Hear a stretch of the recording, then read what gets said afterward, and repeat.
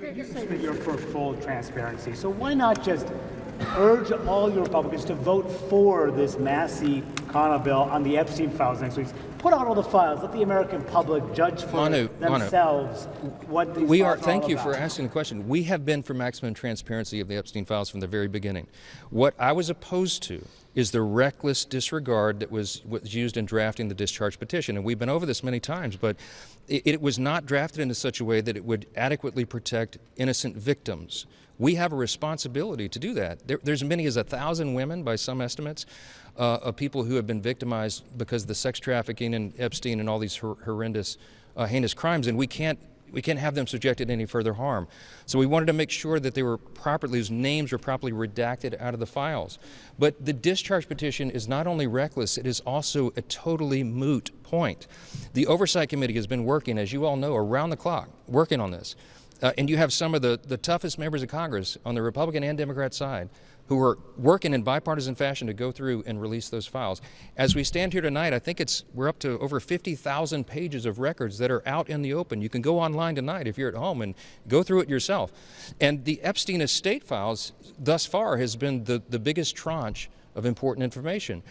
We found that outside of the scope of the discharge petition because it was never even anticipated or included in the discharge. The Oversight Committee, well, let me finish. The Oversight Committee has been digging into that, and some of the most valuable information was in the estate files. It includes Jeffrey Epstein's own personal logs, his travel logs, his financial ledgers, his daily calendar. All this is now out in the public, and more is to come. Chairman Comer of the Oversight Committee has done an extraordinary job. You have, again, some of the most notable members in Congress working on that around the clock, and they will continue to have full disclosure.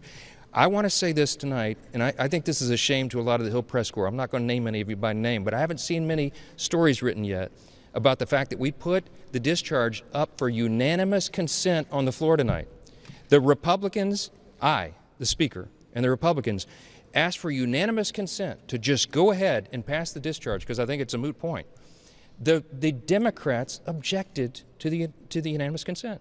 Nobody's written a story about that. That's stunning to me. How can you miss that? If it was about transparency, if it was about full disclosure, there's two questions you should ask every Democrat in the House and Senate. Why didn't you bring this up during the 4 years of the Biden administration when the Biden DOJ had all these records the entire time? Nobody ever said a word about it. They didn't care. Now it's the biggest thing in the world. Didn't matter at all when Joe Biden had the files. And secondly, if they're for transparency and they really want all this to be out and there's such this urgency, then why did they vote down the unanimous consent to pass the discharge petition tonight? I can't answer that question, but they should. And every one of you should ask them about it. Yes. Thank you.